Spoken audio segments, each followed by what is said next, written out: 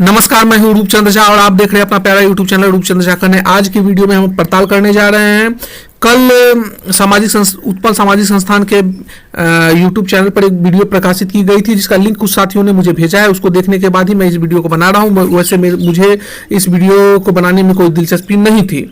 तो चलिए वीडियो शुरू करते हैं। आपको याद होगा कि वर्षों पहले धर्मक्षेत्र कुरुक्षेत्र में हस्तिनापुर में कौरव और पांडवों के बीच एक धर्म युद्ध लड़ा गया था, और जिस युद्ध का वृत्तांत सचिव वृत्तांत सुनाने के लिए संजय जी को प्रतिनियुक्त किया गया था, उनको दिव्य दृष्टि प्रदान की गई थी।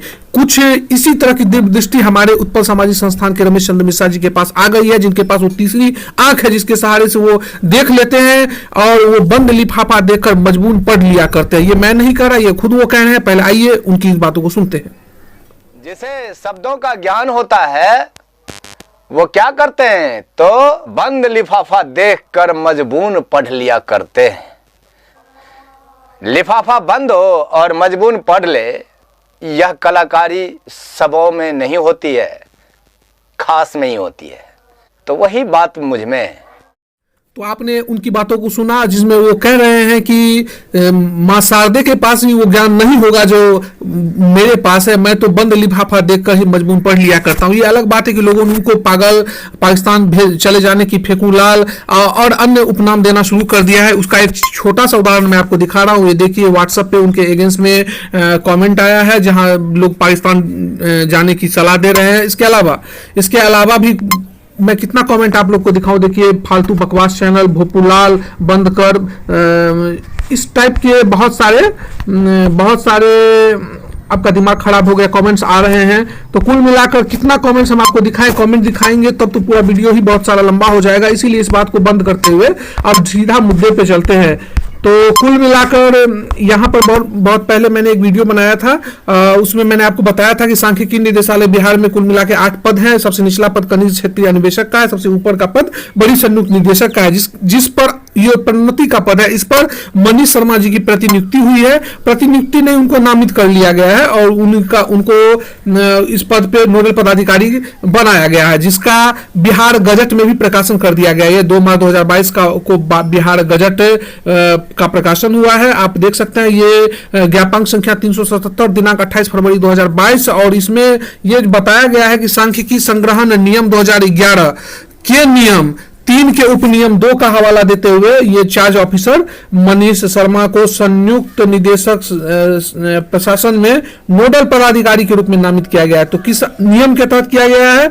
नियम क्या है? तो नियम है सांख्यिकी संग्रहण नियम 2011 के नियम 3 के उपनियम 2 के तहत। तो इसी के तहत इनका किया गया है, नोडल पदाधिकारी के रूप में नामित किया गया, और इसकी सूचना देने के लिए कहा गया है।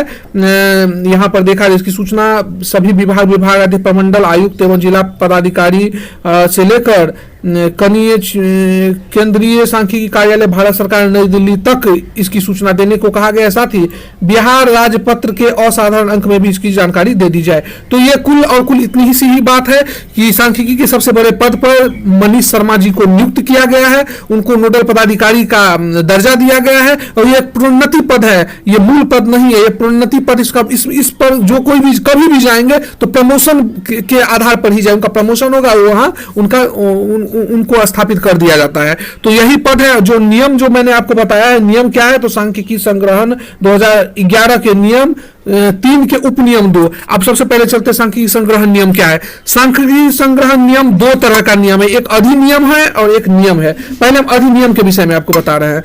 ये अधिनियम जो है वर्ष 2008 में ये अधिनियम का प्रकाशन किया गया था। मैं आपको बता रहा हूं, ये अधिनियम देखिए, आप खुद देख सकते हैं कि यहां पर आपको लिखा मिल जाएगा सांख्यिकी संग्रहण अधिनियम 2008। यहां देखिए अधिनियम है, अधिनियम 2008। इसका प्रकाशन कब हुआ था? तो 7 जनवरी 2009 को हुआ था।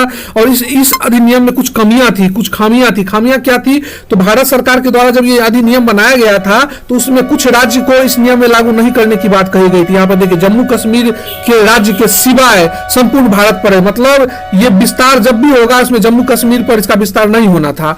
और इसी वजह से इस कमी को देखते हुए, इस कमी को सुधार कर इसको 2008 की इस नियमावली को परिवर्तित किया गया और इस परिवर्तित करने के बाद इसका प्रकाशन 2011 में किया गया। आप देख सकते हैं कि 11 में प्रकाशन करने के साथ ही जिस तरह से बिहार सरकार का गजट होता है बिहार गजट, उसी तरह से भारत सरकार का गजट होता है, उसको भारत का राजपत्र कहा जाता है। आप यहां पर अपने स्क्रीन पर देख रहे होंगे कि भारत का राजपत्र यहां लिखा हुआ है द गजट ऑफ इंडिया, और इस गजट में इसका प्रकाशन किया गया। इस गजट में क्या किया गया, तो इसका प्रकाशन किया गया। इसका निर्माण कब हुआ था, तो इसका निर्माण 16 मई 2011 को हुआ है। यहां पर आप देख सकते हैं 16 मई 2011 को इसका निर्माण हुआ था, और इसका संक्षिप्त नाम क्या है, तो सांख्यिकी संग्रहण नियम 2011। और इसी नियम के तहत जो है वो मनीष शर्मा जी की को नोडल पदाधिकारी बनाया गया, जिसमें नियम 3 के उपनियम 2 का हवाला दिया गया है। तो नियम 3 क्या कहता है, पहले आइए नियम 3 पर।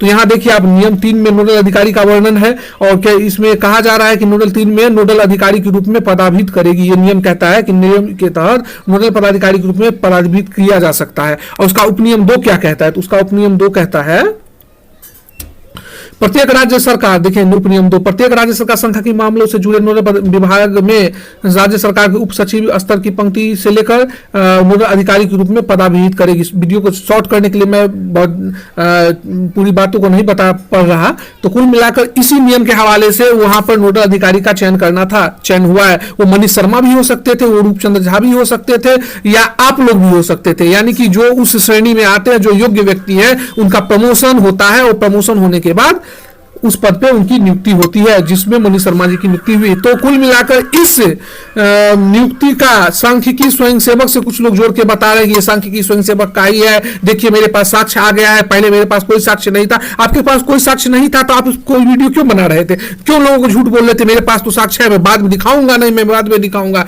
था ही नहीं तो आप दिखाते कहां से, और जो आप दिखा रहे हैं वो है ही नहीं। तो आप मूर्ख मत बनाइए लोगों को। मैं आपसे निवेदन करूंगा, चूंकि आप उम्र में बड़े हैं इसलिए आप उम्र का लिहाज करते हुए अपशब्दों का प्रयोग नहीं कर रहा हूं। आप उससे निवेदन है, लोग आपको पागल बेवकूफ ये सब श्रेणी में दे रहे हैं, मुझे भी बुरा लगता है। आपको लोग बुरा कहते हैं, मुझे बुरा लगता है। दरभंगा का नाम खराब मत कीजिए, सही जानकारी दीजिए। तो दोस्तों यदि आपको हमारी वीडियो अच्छी लगी हो तो वीडियो को लाइक करें, शेयर करें। यदि हमारे चैनल पर नए हैं तो चैनल को सब्सक्राइब करें। मिलते हैं अगले वीडियो में नई खबर के साथ, तब तक के लिए धन्यवाद।